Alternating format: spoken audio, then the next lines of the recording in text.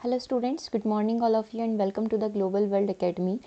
आज हम लोग यहाँ पर साइंस की क्लास को कंप्लीट करेंगे। साइंस की क्लास में हम लोग यहाँ पर इलेक्ट्रिसिटी के बारे में जानेंगे।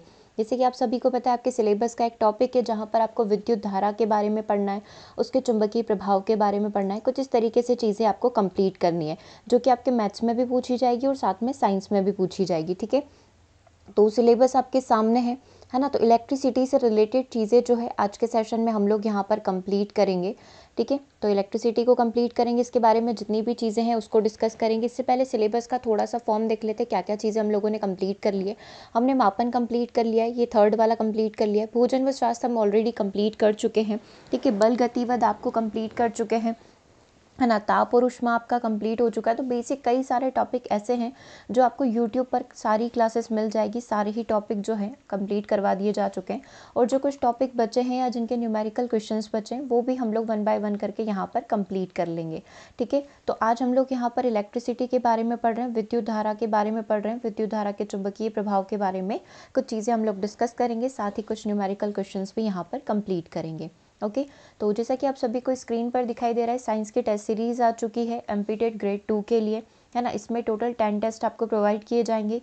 क्लास नोट्स, जो भी यूट्यूब पर क्लासेस हो रही है वो नोट्स रहेंगे, और जितने भी टेस्ट रहेंगे हर एक क्वेश्चन का डिटेल एक्सप्लेनेशन रहेगा। सब्जेक्ट वाइज एमसीक्यूज आपको यहाँ पर प्रोवाइड किए जाएंगे, है ना। 6 से लेकर 10 तक का पूरा एनसीईआरटी आपको मिलेगा, पूरा समरी मिलेगा। 6 से लेकर 10 तक का पूरा क्वेश्चन भी मिलेंगे आपको। ठीक है, और जैसे कि आप सभी को पता है, इलेक्ट्रिसिटी की बात करें तो क्लास 6 में भी इलेक्ट्रिसिटी है, 7th में भी और क्लास 10 में भी इलेक्ट्रिसिटी है। ठीक है, तो तीनों ही चीज़ें आपकी इस टॉपिक से आज कवर हो जाएगी। तो स्टार्ट करते हैं इलेक्ट्रिसिटी को। साथ ही साइंस की टेस्ट सीरीज आपको ऐप पर मिल जाएगी। आप ऐप पर जाकर इस टेस्ट सीरीज़ के बारे में पूरी जानकारी प्राप्त कर सकते हैं, और यदि कोई डाउट रहता है तो आप ज़रूर से व्हाट्सअप कर लीजिएगा 8770803840, है ना। इसमें साइंस का पेडागोजी का नोट्स भी आपको यहाँ पर मिल जाएगा। ओके, तो पेडागोजी वाला भी कोई दिक्कत नहीं रहेगा आपको। ओके, किसी चालक में विद्युत आवेशित प्रवाह होने पर जो ऊर्जा व्यय होती है, कुछ 1 लाइनर फॉर्म में हम लोग चीज़ों को यहाँ पर डिस्कस करेंगे, साथ के साथ एमसीक्यूज भी करते जाएंगे, ताकि आपका एक पूरा टॉपिक यहाँ पर कंप्लीट हो जाए। तो किसी चालक में विद्युत आवेश प्रवाहित होने से जो ऊर्जा यहाँ पर व्यय होती है उसको विद्युत ऊर्जा यहाँ पर कहा जाता है। ठीक है, ये चीज़ क्लियर है। 1 लाइनर फॉर्म में ही है और बिल्कुल बेसिक सी ही चीज़ें हैं, और मैं क्वेश्चंस भी बता दूंगी कि कैसे क्वेश्चन अभी तक एग्जाम में पूछे गए हैं। यदि किसी चालक के सिरों के बीच में, है ना, ये कोई चालक आप मान सकते हैं इसको, यदि किसी चालक के सिरों के बीच में विभवांतर जो है V वोल्ट यदि हम लोग माने, है ना, तो Q कूलम आवेश के चालक के एक सिरे से दूसरे सिरे तक जाने में टोटल कितनी विद्युत ऊर्जा फ्लो होगी, दैट मीन्स कितनी विद्युत ऊर्जा का व्यय होगा। दैट मीन्स Q विद्युत ऊर्जा का यहाँ पर व्यय होगा, मतलब टोटल एनर्जी, टोटल विद्युत ऊर्जा यहाँ पर कितनी होगी, QV होगी। तो ये डेफिनेशन जो है आपसे एग्जाम में पूछी जाती है ना। तो आप इसको ध्यान से देखें। यदि किसी चालक के सिरों के बीच में विभवांतर जो है आपका V वोल्ट है, और Q कूलम आवेश जो है, या हम लोग बोल सकते हैं Q कूलम आवेश के चालक के एक सिरे से दूसरे सिरे तक ले जाने में टोटल जितना व्यय होगा वो कितना कहलाएगा, QV यहाँ पर कहलाएगा। दो चार्ज होते हैं आपके, धनात्मक और ऋणात्मक चार्ज होते हैं। ठीक है, तो कूलम आवेश को एक सिरे से दूसरे सिरे तक जाने में जितना भी व्यय लगेगा, जितनी भी ऊर्जा व्यय होगी, वो कितनी हो जाएगी, टोटल आवेश कितना है Q है, और वोल्टेज कितना है, विभवांतर कितना है यहाँ पर V है, तो QV यहाँ पर व्यय होगा। ठीक है, अब विद्युत परिपथ की बात कर लेते हैं। किसी विद्युत धारा के सतत तथा बंद परिपथ को ही विद्युत परिपथ यहाँ पर कहा जाता है, सर्किट यहाँ पर कहा जाता है। ठीक है, आवेश की बात कर लेते हैं। तो आवेश परमाणु का मूल कण होता है ना, Q जो हम लोग बोलते हैं, आवेश परमाणु का मूल कण होता है। यह धनात्मक भी हो सकता है, ऋणात्मक भी हो सकता है। समान आवेश एक दूसरे को, अगर पॉजिटिव पॉजिटिव है, नेगेटिव नेगेटिव है, तो ये दोनों एक दूसरे को प्रतिकर्षित करेंगे, और असमान आवेश एक पॉजिटिव एक नेगेटिव है, तो ये दोनों एक दूसरे को क्या करते हैं, आकर्षित करते हैं। कूलाम का आवेश जो है, कूलाम जो है आवेश का ऐसा ही मात्रक है ना, इसको C से रिप्रेजेंट यहाँ पर किया जाएगा। एक कूलाम आवेश में 6 × 10⁻18 इलेक्ट्रॉनों पर उपस्थित आवेश किसके बराबर होता है, एक कूलाम आवेश के बराबर होता है। और एक इलेक्ट्रॉन पर टोटल आवेश कितना होता है, अगर इन टर्म्स ऑफ कूलॉम आपको बताना है ना, तो आप ऐसे बता सकते हैं एक इलेक्ट्रॉन पर 1.6 × 10⁻−19 कूलॉम आवेश होता है, जो कि ऋणात्मक होता है। ठीक है, यहाँ तक क्लियर है, बस ये चीज़ आप ध्यान रख लीजिए इसमें से। कि एक इलेक्ट्रॉन पर कितना आवेश होता है। और आवेश आपको पता चल गया, आवेश परमाणु का एक मूल कण है, पॉजिटिव भी हो सकता है, नेगेटिव भी हो सकता है। समान आवेश एक दूसरे को प्रतिकर्षित करेंगे और असमान होंगे तो डेफिनेटली एक दूसरे को आकर्षित करेंगे, अट्रैक्ट करेंगे। विद्युत धारा की बात करें, जब विद्युत आवेश में गति होती है तो धारा यहाँ पर प्रवाहित होती है, उसको विद्युत धारा यहाँ पर कहा जाता है। अब विद्युत धारा और आवेश दोनों की बात कर लेते हैं, इलेक्ट्रिक करंट और चार्ज की बात कर लेते हैं। जब किसी चालक से विद्युत आवेश बहता है, अभी आपने एक सर्किट देखा था, है ना, ये पॉजिटिव और नेगेटिव पार्टिकल। अब यहाँ पर एक सेल लगा हुआ है, धारा यहाँ पर प्रवाहित हो रही है ना, और वोल्टेज कितना है, V वोल्टेज है, ठीक है। तो अब यहाँ पर क्या बताया गया है कि जब किसी चालक से विद्युत आवेश बहता है ना, तो हम कहते हैं कि चालक में क्या हो रही है, विद्युत धारा प्रवाहित हो रही है। या फिर आप ऐसा कहें कि विद्युत आवेश के बहाव को ही क्या कहा जाता है, विद्युत आवेश यहाँ पर फ्लो हो रहा है ना, इधर से उधर गति कर रहा है, तो इसी को क्या कहा जाएगा, विद्युत धारा यहाँ पर कहा जाएगा। विद्युत धारा को इकाई समय में किसी क्षेत्र में विद्युत आवेशों की मात्रा के बहाव से व्यक्त किया जाता है, मतलब कितना आवेश वहाँ पर प्रवाहित हो रहा है। विद्युत धारा जो है किसी चालक के तार से होकर गुजरती है, और विद्युत धारा अपने आप में एक सदिश राशि है। आप इसको ऐसे रिप्रेजेंट करेंगे आई से, है ना, आई से रिप्रेजेंट करेंगे और उसके ऊपर एक एरो बनाकर, ठीक है। आवेश के प्रवाहित होने की दर को ही क्या कहा जाता है, विद्युत धारा कहा जाता है। इससे एक फॉर्मूला बन गया कि जो भी आवेश यहाँ पर आपका प्रवाहित हो रहा है, ठीक है, ये बैटरी हमने लगा दी, सेल मान लो कोई भी यहाँ पर लगा दिया, जो भी आवेश यहाँ पर प्रवाहित हो रहा है वही क्या है, आपका इलेक्ट्रिसिटी है। तो विद्युत धारा का फॉर्मूला बना सकते हैं, जो भी आवेश प्रवाहित हुआ, कितने समय में प्रवाहित हुआ, ये हो जाएगी आपके विद्युत धारा। तो I इज इक्वल टू होता है Q/T। इससे भी क्वेश्चन बनते हैं, एक क्वेश्चन भी हम लोग यहाँ पर कंप्लीट करेंगे। और धारा का ऐसा ही मात्रक होता है एम्पियर, क्योंकि करंट को किस में मेजर किया जाता है, एम्पियर में मेजर किया जाता है। अब क्वेश्चन को देखिए, अमीटर द्वारा किसको मापा जाता है, विद्युत धारा को मापा जाता है, ठीक है। अगला देखो क्वेश्चन नंबर 2, विद्युत विभवांतर का मात्रक यहाँ पर क्या है। विद्युत विभवांतर को काय में मापा जाता है, वोल्ट में मापा जाता है, वोल्टेज की हम लोग बात करते हैं, ठीक है। तो आंसर क्या हो जाएगा, ऑप्शन नंबर डी हो जाएगा। सेकंड आपका समय के लिए कूलम आवेश को मापता है और एम्पियर किसको मापता है, धारा को मापता है। तो ये सारे ऑप्शंस भी हो गए। चलिए अब देखिए, एक एम्पियर विद्युत धारा की, एक एम्पियर है ना, एक एम्पियर विद्युत धारा की रचना प्रति सेकंड एक कूलम आवेश से प्रवाहित होती है। मतलब कि अगर अपन वापस से वो सर्किट पर जाएं, है ना, ये पॉजिटिव नेगेटिव पार्टिकल, है ना, एक धारा प्रवाहित हो रही है और इसके अंदर हम वो भी बना लेते हैं,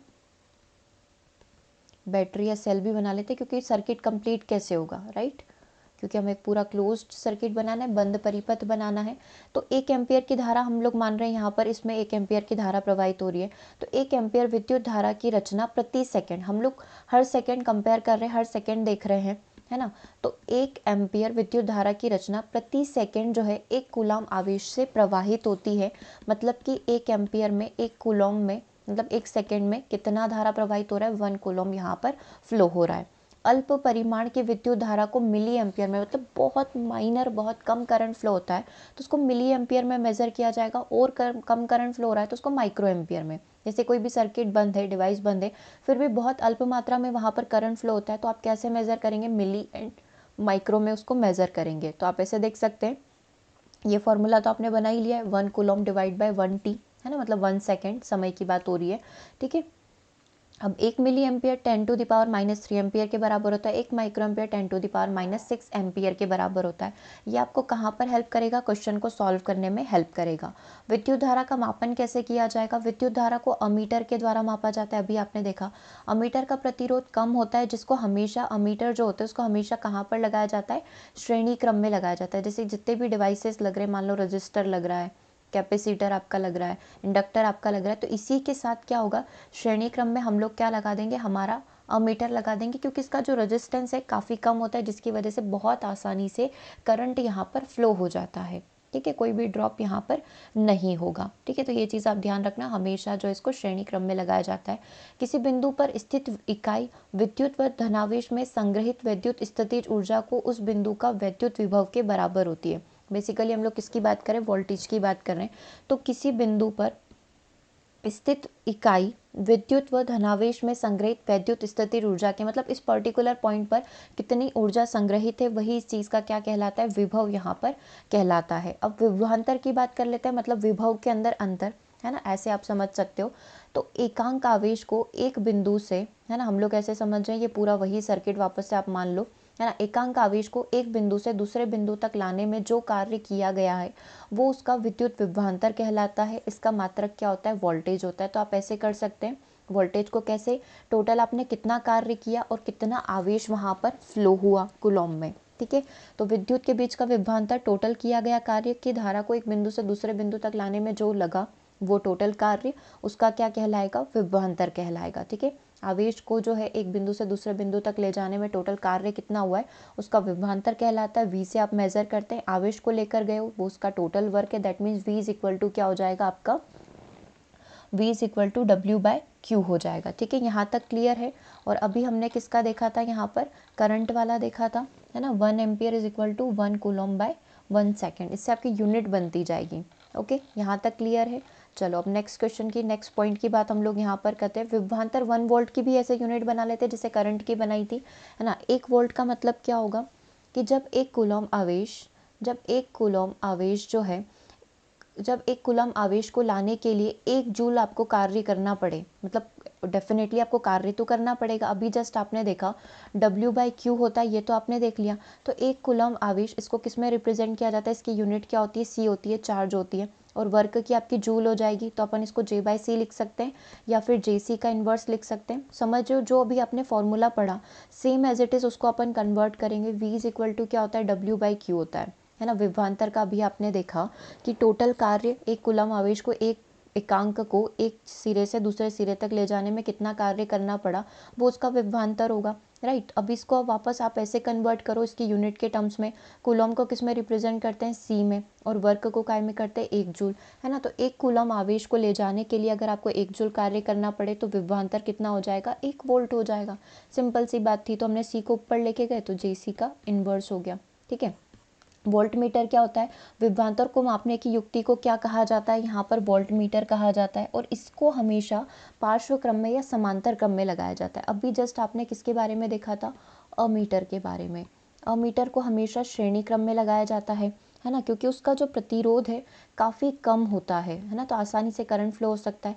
अभी आप मेरे सामने जो दिखाई दे रहा है वो वोल्ट मीटर है। इसका रेजिस्टेंस जो है बहुत ही ज़्यादा होता है, इसलिए इसको हम लोग क्या करते हैं, समांतर क्रम में लगाते हैं, है ना। वोल्ट मीटर को हमेशा समांतर क्रम में लगाया जाता है। ये 2 चीज़ें आपके लिए बहुत इंपॉर्टेंट है विद्युत धारा से।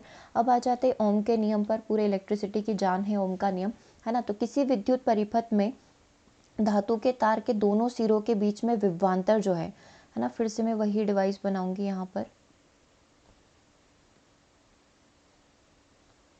ठीक है, ये वही डिवाइस है ना। तो किसी विद्युत परिपथ में धातु के तार के दोनों सिरों के बीच में विभवांतर जो है, विभवांतर उसमें प्रवाहित होने वाली विद्युत धारा के क्या होता है, उसमें प्रवाहित होने वाली विद्युत धारा के समानुपाती होता है। परंतु इस कंडीशन पर कि तार का जो टेम्परेचर है वो समान रहना चाहिए।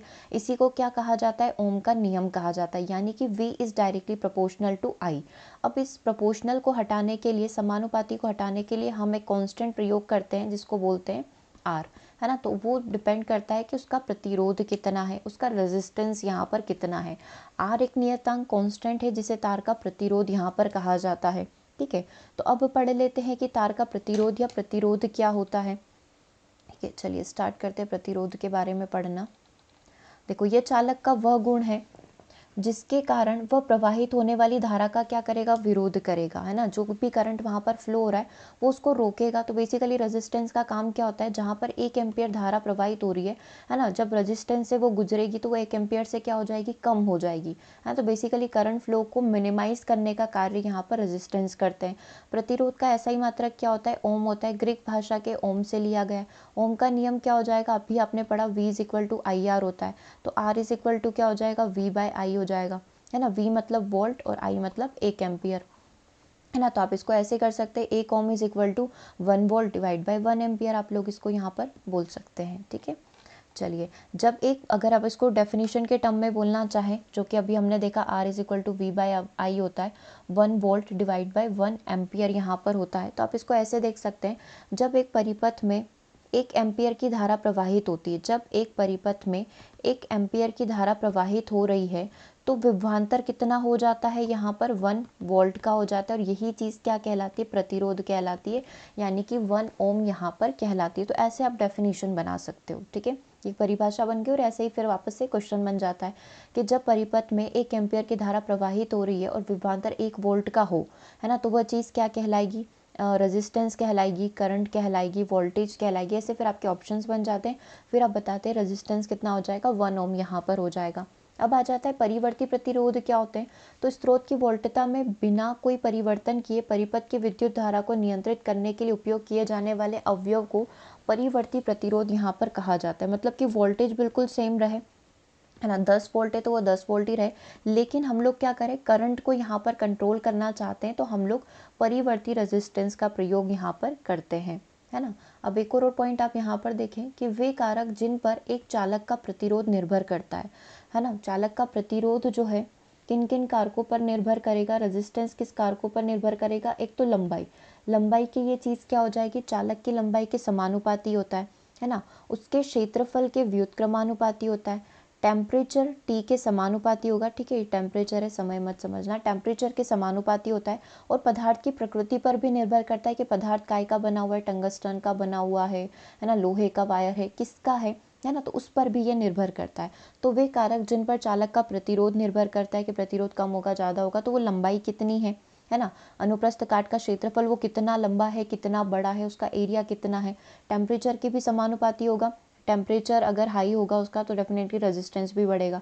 पदार्थ किस प्रकार का है उस पर भी निर्भर करेगा। अगर ज़्यादा एरिया है, अनुप्रस्थ काट का क्षेत्रफल ज़्यादा है तो डेफिनेटली रेजिस्टेंस भी ज़्यादा होगा, है ना। तो इन चीज़ों पर ये सारी चीज़ें निर्भर करती हैं।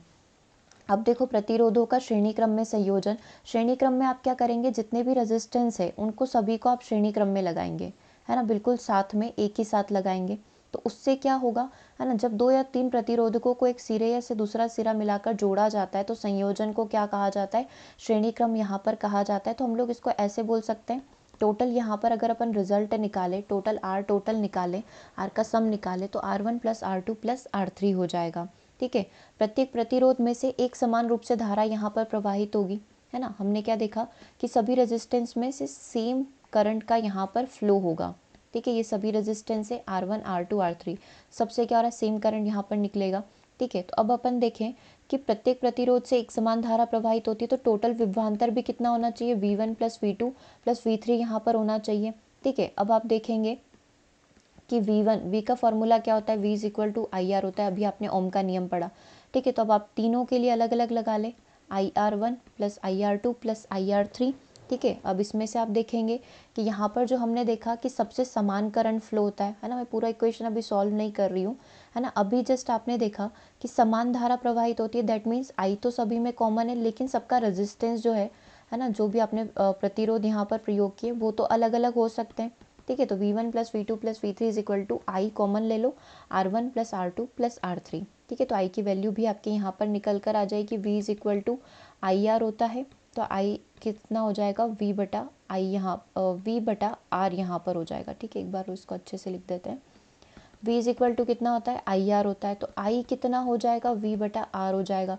तो V कितना है, V1 + V2 + V3, और R कितना है, R1 + R2 + R3 है। इस तरीके से हम लोग इसको लिख सकते हैं, ठीक है। बाकी समांतर क्रम में जमाना है तो यहाँ पर करंट सभी में सेम होगा, ओके। चलिए अब विद्युत शक्ति की बात कर लेते हैं। विद्युत शक्ति क्या होती है, तो कार्य करने की दर को शक्ति कहा जाता है। ऊर्जा के उपभुक्त होने की दर को भी क्या कहा जाता है, शक्ति कहा जाता है, कितनी ऊर्जा प्रयोग हो रही है। तो किसी विद्युत परिपथ में उपभुक्त अथवा क्षयित विद्युत ऊर्जा की दर जो प्राप्त होती है इसे विद्युत शक्ति कहा जाता है। P से इसको प्रदर्शित किया जाता है, P = कितना होता है, VI होता है, यानी कि पावर किसके इक्वल हो जाएगी, कितना वोल्टेज वहाँ पर लगा और कितना करंट वहाँ पर फ्लो हुआ है। तो हम लोग ऐसे बोल सकते हैं 1 watt = 1 volt × 1 एम्पियर, ठीक है। और इसका मात्रक कितना होता है, इसका मात्रक होता है यहाँ पर वॉट से इसको प्रदर्शित किया जाता है। और जैसे कि शक्ति ज़्यादा मात्रा में हो तो हम लोग यूजुअली इसको किलोवाट घंटा में प्रदर्शित करते हैं। और 1 किलोवाट घंटा की बात करें तो ये इक्वल होता है 3.6 × 10⁶ जूल के। यहाँ तक क्लियर है, इस चीज़ को ज़रूर से आप ध्यान रखिएगा ना। 3.6 × 10⁶ जूल के इक्वल होती है हमारी पावर। 1 किलोवाट घंटा किसको अगर अपन को जूल में कन्वर्ट करना हो, मतलब 1 किलोवाट घंटा जो विद्युत ऊर्जा की एक यूनिट भी होती है, ठीक है। चलिए अब अगले टॉपिक पर आ जाते हैं। फ्रिक्शनल इलेक्ट्रिसिटी क्या होती है, घर्षणीय विद्युत क्या होता है। तो रगड़ या घर्षण से उत्पन्न विद्युत को घर्षणीय विद्युत यहाँ पर कहा जाता है। विद्युत आवेश की बात करें, दो प्रकार के होते हैं, पॉजिटिव होते हैं और नेगेटिव चार्ज होता है। जैसे एग्जाम्पल देखो कि कांच की छड़ को जब रेशम के धागे से रगड़ा जाता है तो इससे प्राप्त आवेश क्या कहलाता है? धन आवेश कहलाता है। ऋण आवेश की बात करें तो एबोनाइट की छड़ को जब ऊन के धागे से रगड़ा जाता है तो जो आवेश आपको प्राप्त होगा वो ऋण आवेश यहाँ पर कहलाएगा। ठीक है, अगर आप यहाँ कंक्लूजन निकालें तो इलेक्ट्रॉनों की कमी के कारण धनावेश उत्पन्न होता है और इलेक्ट्रॉनों की अधिकता हो जाती है तो वहाँ पर ऋण आवेश यहाँ पर उत्पन्न हो जाता है। ठीक है, तो आप ऐसे भी इसको समझ सकते हैं। विद्युत अस्थिरता का आधारभूत नियम की बात करें, है ना, इलेक्ट्रोस्टैटिक का जो फंडामेंटल लॉ होता है, तो समान आवेश एक दूसरे को प्रतिकर्षित करते हैं और असमान आवेश एक दूसरे को आकर्षित करते हैं। ये अभी हमने स्टार्टिंग में ही देख लिया था कि पॉजिटिव पॉजिटिव होंगे तो रिपेल एक दूसरे को प्रतिकर्षित करेंगे और पॉजिटिव नेगेटिव होंगे तो आकर्षित करेंगे। ठीक है, स्टैटिक इलेक्ट्रिसिटी क्या होती है? जब विद्युत आवेश विराम की स्थिति में रहता है तो उसको स्थैतिक विद्युत यहाँ पर कहा जाता है। जैसे कोई भी डिवाइस जो है उसमें करंट वगैरह फ्लो नहीं हो रहा है, जैसे ही आप स्विच ऑन करेंगे और फिर करंट फ्लो होगा, है ना, तो अभी तक कोई फ्लो नहीं हुआ है, विराम की स्थिति में स्थिर विद्युत उसको कहा जाएगा। कुचालक क्या होते हैं? वे पदार्थ जो अपने से होकर विद्युत धारा को प्रवाहित नहीं होने देते हैं कुचालक कहलाते हैं। जैसे रबड़, प्लास्टिक, एबोनाइट, कांच की छड़ इत्यादि सब कुचालक है ना। लकड़ी वगैरह हो गया। चालकता, किसी चालकता का वह गुण है जिसे अपने अंदर से विद्युत धारा प्रवाहित होने देती है, जैसे कि टंगस्टन, जैसे सिल्वर हो गया, लोहा हो गया, ये सारी चीज़ें। ठीक है, अति चालकता, सुपर कंडक्टिविटी की बात करें तो अति चालकता किसी चालक में होने वाली वह परिघटना है जिसमें वह बहुत कम ताप पर बिल्कुल शून्य विद्युत प्रतिरोध उत्पन्न करती है। मतलब जब हम चाहेंगे तभी उसमें वो फ्लो हो पाएगा, दैट मीन्स सुपर कंडक्टिविटी। ठीक है, कूलाम के नियम की भी बात कर लेते हैं। कूलाम का नियम यहाँ पर क्या बोल रहा है? ठीक है, आवेश, पार्टिकल, चार्जेस के बारे में तो हमने देख ही लिया है। कूलाम का नियम देखो कि किसी चालक के दो बिंदुओं के बीच में आवेशों पर लगने वाले आकर्षण या प्रतिकर्षण का जो बल है आवेशों के गुणनफल के अनुक्रमानुपाती होता है और उनके बीच की दूरी के वर्ग के व्युत्क्रमानुपाती होता है। तो हम लोग ये देख रहे हैं कि ऐसे कोई दो पार्टिकल हैं, है ना। अब ये या तो पॉजिटिव पॉजिटिव हो सकते हैं या पॉजिटिव नेगेटिव, मतलब आकर्षित भी कर सकते हैं और प्रतिकर्षित भी ये कर सकते हैं, किसी भी प्रकार से हो सकता है। तो जो आवेश है, मान लो एक चार्ज पार्टिकल हमारा Q1 है, दूसरा हमारा Q2 है। ठीक है, तो कूलाम का नियम क्या बोलता है कि किसी चालक के दो बिंदुओं के बीच आवेशों पर लगने वाला आकर्षण या प्रतिकर्षण का बल किस चीज़ पर निर्भर करता है? कि उन दोनों आवेशों के गुणनफल के, है ना, इन दोनों आवेशों के गुणनफल के अनुक्रमानुपाती और इनके बीच की जो डिस्टेंस है इसके व्युत्क्रमानुपाती होगा, है ना, जस्ट रिवर्स यहाँ पर होगा, है ना। तो इस तरीके से आप देख सकते हैं F इज इक्वल टू, हम लोग बोल सकते हैं, पहले डायरेक्टली प्रोपोर्शनल वाली सिचुएशन बनाते हैं। F is directly proportional to Q1 Q2 divide by R square. अब इस प्रोपोर्शनल को हटाए तो हम लोग K एक स्थिरांक ले सकते हैं, K Q1 Q2 divide by R square. ठीक है, तो K एक स्थिरांक है परंतु K का मान दोनों आवेशों के मध्य उपस्थित माध्यम की प्रकृति पर निर्भर करता है। और अगर आप निर्वात की बात करें तो K की वैल्यू निर्वात में यहाँ पर कितनी होती है?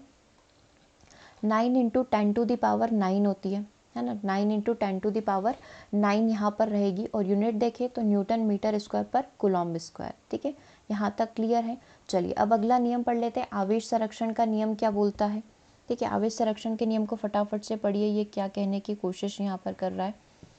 विद्युत आवेशों को न तो उत्पन्न किया जा सकता है, नहीं नष्ट किया जा सकता है, बस आप उसको क्या कर सकते हैं, एक पिंड से दूसरे पिंड में ट्रांसफर कर सकते हैं। तो ये कहलाता है law of conservation of charges. जैसे आप ऊर्जा का नियम देखते हैं वैसे ही आपका आवेश संरक्षण का नियम भी होता है। ठीक है, एमीटर के बारे में आपने देख ही लिया कि विद्युत धारा को मापने के लिए प्रयोग किया जाता है। ए से एम्पियर में हम लोग प्रदर्शित करते हैं और हमेशा इसको श्रेणी क्रम में लगाया जाता है। गैल्वेनोमीटर एक ऐसी युक्ति है जो विद्युत परिपथ में उपस्थित धारा का पता लगाने के लिए प्रयोग की जाती है। ठीक है, फ्यूज तार क्या होता है? तो यह शीशे और टीन से बनी मिश्र धातु का एक कम गलनांक वाला एक पतला तार होता है जो विद्युत परिपथ में शॉर्ट सर्किट से होने वाली हानि से हमें बचाता है। हर घर में फ्यूज तार लगा होता है ना। जैसे कि बहुत ज़्यादा एक्सेसिव करंट फ्लो हो रहा है तो डेफिनेटली वो फ्यूज तार जो है वो टूट जाएगा, उसके अंदर जो तार होता है वो टूट जाता है ताकि हमारे घर के जितने भी डिवाइसेस, लाइट, बल्ब, पंखे, फ्रिज वगैरह चल रहे हैं वो खराब ना हो। ठीक है, तो विद्युत परिपथ में शॉर्ट सर्किट होने पर अधिक वोल्टेज आने पर यह स्वयं पिघल जाता है जिससे विद्युत धारा का प्रवाह रुक जाता है और उपकरण की क्षति होने से बच जाती है। फ्यूज तार को जो है चीनी मिट्टी के, आपने देखा होगा चीनी मिट्टी के खोल में इसको रखा जाता है, इसको फ्यूज कैरियर कहा जाता है। ठीक है, अब हम लोग एक पॉइंट और यहाँ पर क्लियर कर लेते हैं, प्राथमिक और द्वितीयक सेल क्या होते हैं। वैसे आप इनको ज़रूर से पढ़ लीजिएगा, सेल के डिफरेंट टाइप होते हैं। अभी हम लोग एक बार डिफरेंस देख लेते हैं, है ना। प्राथमिक सेल वे सेल होते हैं जिन्हें पुनः आवेशित नहीं किया जा सकता, मतलब एक वन टाइम वाले होते हैं वो, है ना। और द्वितीयक सेल जिनको आप पुनः आवेशित करके प्रयोग में ले सकते हैं। प्राथमिक सेलों की बात करें तो इन सेलों में होने वाली रासायनिक अभिक्रियाएं जो है अनुत्क्रमणीय होती है और इनमें जो होती है विद्युत ऊर्जा के रूप में प्रयोग की जाती है ना, विद्युत ऊर्जा में रूपांतरित हो जाती है। इनका आंतरिक प्रतिरोध काफ़ी कम होता है और इनका काफ़ी ज़्यादा होता है। एग्जाम्पल आप देख सकते हैं लेक्लांशी है, डेनियल है, वोल्टी सेल है, शुष्क सेल, बटन सेल, ये सारे के सारे प्राइमरी सेल हैं। एक बार ही आप इनका प्रयोग कर पाएंगे। जैसे बैटरी हो गया तो आप उसको फिर से चार्ज कर सकते हैं, तो ये आपका द्वितीयक सेल है। ठीक है, अमीटर और वोल्टमीटर के अंदर भी डिफरेंस देख लो। अमीटर की सहायता से विद्युत परिपथ में धारा को मापा जाता है। वोल्टमीटर की सहायता से दो बिंदुओं के बीच में विभवांतर को, जो वोल्टेज डिफरेंस है, उसको मेजर किया जाएगा। इसको श्रेणी क्रम में लगाया जाता है, इसको समांतर क्रम में लगाया जाता है। अमीटर का प्रतिरोध बहुत ही कम होता है, दैट्स वाई हम लोग इसको जो है सीरीज में लगाते हैं, श्रेणी में लगाते हैं। और बहुत ज़्यादा होता है इसीलिए हम लोग इसको समांतर क्रम में लगाते हैं। आदर्श अमीटर का जो प्रतिरोध है, मतलब आइडियली तो 0 माना जाता है, लेकिन इतना कम होता है, मतलब बहुत माइनर सा रहता है उसमें भी प्रतिरोध। ठीक है, आदर्श अमीटर का प्रतिरोध यहाँ पर 0 होगा, है ना। हम लोग बोल रहे हैं ना प्रतिरोध बहुत कम होगा, मतलब नल, लगभग 0 यहाँ पर होता है। और आदर्श वोल्टमीटर का प्रतिरोध अनंत होता है, तभी हम लोग इसको क्या कर रहे हैं, समांतर क्रम में लगा रहे हैं, है ना। प्रतिरोध बहुत अधिक, अधिक कितना, इन्फिनिटी। इसका मात्रक एम्पियर है, इसका मात्रक वोल्ट है। ए से इसको दर्शाएंगे, वी से इसको दर्शाएंगे। ठीक है, आपके एनसीईआरटी बुक में डिफरेंस थे तो हमने ये यहाँ पर भी क्लियर कर लिए। चलिए आगे बात करते हैं। क्वेश्चन अब आप करके दिखाइए मुझे फटाफट से। 2 मिनट आप वीडियो को होल्ड करेंगे और ये दोनों क्वेश्चन के आंसर सबसे पहले आप मुझे कमेंट करेंगे और उसके बाद आप इसका सॉल्यूशन देखेंगे। ठीक है, वीडियो को रोक दीजिए और इसको सॉल्व करिए।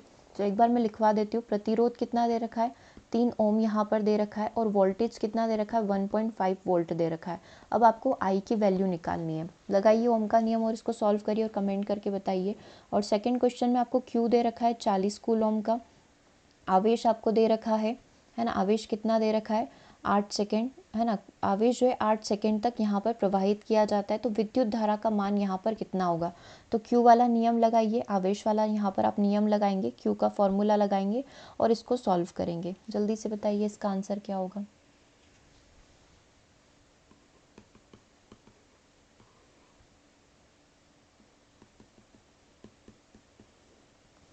ठीक है, ये रहे दोनों फॉर्मूले। V is equal to I R से इसको सॉल्व कर सकते हैं। V का क्या दे रखा है, 1.5 वोल्ट। आई की वैल्यू हमको नहीं पता है, लेकिन 3 तो पता है। रेजिस्टेंस कितना दे रखा है, 3 दे रखा है, इससे सॉल्व हो जाएगा।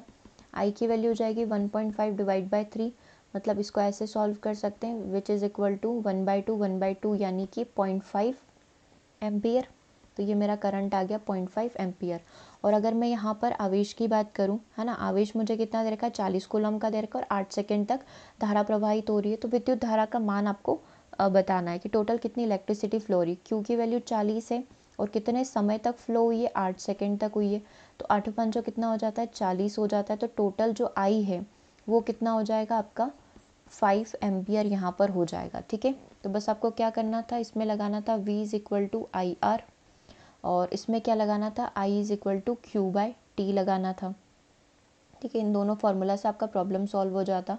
ठीक है, अभी हमको क्या निकालना था, एक बार और सॉल्व कर लीजिए। I is equal to V की वैल्यू कितनी है ना, 1.5 वोल्ट है। ठीक है, ये V की वैल्यू है और 3 ओम यहाँ पर रेजिस्टेंस है, तो बस I की वैल्यू निकालनी थी, 0.5 एम्पियर में शो करेंगे। और सेम यहाँ पर आपको करना था, 40 कूलम दे रखा है, 8 सेकेंड तक दे रखा है, that means 5 ampere total current यहाँ पर इसमें फ्लो हो रहा है। ठीक है, तो ये हो गए आपके दोनों क्वेश्चन सॉल्व। इस तरीके से कई सारे क्वेश्चंस आते हैं, तो आप ज़रूर से एक बार क्लास 10th की एनसीईआरटी में आपका 9th या 10th नंबर का जो चैप्टर है उसके एनसीईआरटी समरी को ज़रूर से पढ़ लीजिएगा। उसमें सारी थ्योरी भी कवर हो जाएगी और सारे क्वेश्चन जो हैं वो भी आपके कवर हो जाएंगे। ठीक है, और अगर कोई भी कोर्स से रिलेटेड कोई भी इंक्वायरी है तो आप ज़रूर से व्हाट्सअप कर लीजिएगा 8770803840 पर। मिलेंगे हम लोग नेक्स्ट 6 PM सेशन में। Thanks for watching.